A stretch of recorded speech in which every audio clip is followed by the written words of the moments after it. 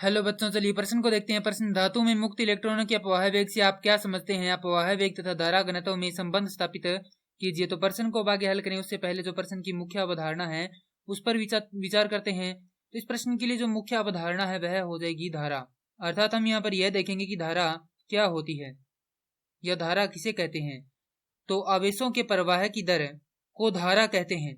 इसे हम दर्शाते हैं आई से आई बराबर होता है क्यू बटा में टी, जहां पर क्यू आवेश और टी क्या है, समय है। अब प्रश्न है कि धातु में मुक्त इलेक्ट्रॉनों के अपवाह वेग से आप क्या समझते हैं? तो हमें यहाँ पर परिभाषा लिखनी किसकी? अपवाह वेग की, जिसे हम अनुगमन वेग भी कहते हैं। अपवाह वेग को हम दर्शाते हैं वीडी से। तो यहाँ पर अपवाह वेग हो जाएगा कि किसी विद्युत क्षेत्र में या क्षेत्र के प्रभाव में मुक्त इलेक्ट्रॉनों का औसत वेग अपवाह वेग कहलाता है या अनुगमन वेग कहलाता है। अब हमें यहाँ पर अपवाह वेग तथा धारा घनत्व में संबंध स्थापित करना है। तो जैसा कि हम जानते हैं कि धारा आई बराबर होता है NEA VD, जहां VD क्या है? धारा घनत्व, माफ कीजिए, VD है अपवाह वेग और I क्या है? धारा है। और धारा घनत्व J बराबर होता है I बटा में A। तो यहां से यदि हम I का मान रखते हैं तो हमारे पास आता है J बराबर NEA VD बटा में A। तो A से कट जाएगा क्योंकि दोनों ही क्या क्षेत्रफल है। J बराबर हो जाएगा NE VD। ये क्या है? हमारे पास धारा घनत्व J तथा VD अर्थात अपवाह वेग में संबंध है। जहां पर हम देखें तो N बराबर है इलेक्ट्रॉनों की संख्या, किसमें? किसी चालक में। अर्थात हम यहाँ पर कोई चालक लेते हैं कुछ इस प्रकार से, तो इसका जो अनुप्रस्थ काट क्षेत्रफल है वह कितना है? A है।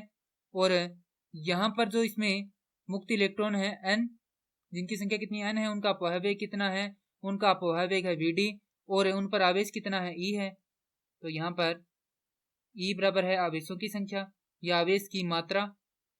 उसके बाद यहाँ पर हमारे पास है VD अपवाह वेग तथा J है धारा घनत्व, I हमारे पास है धारा, A है क्षेत्रफल। तो जैसा कि हम जानते हैं कि I बराबर होता है NE VD। यह संबंध हम किस प्रकार से प्राप्त करते हैं? तो यह संबंध इस प्रकार से प्राप्त करते हैं कि 1 सेकंड में यदि हम देखें तो बहने वाले इलेक्ट्रॉनों की संख्या क्या होगी किसी चालक में, जिसमें हम देखें कि यहाँ पर N इलेक्ट्रॉनों की संख्या है, A यहाँ पर क्षेत्रफल है, उनका अपवहन वेग कितना है? VD है। तो VD गुणा में A गुणा में N होगा। तो T सेकंड में कितने होंगे?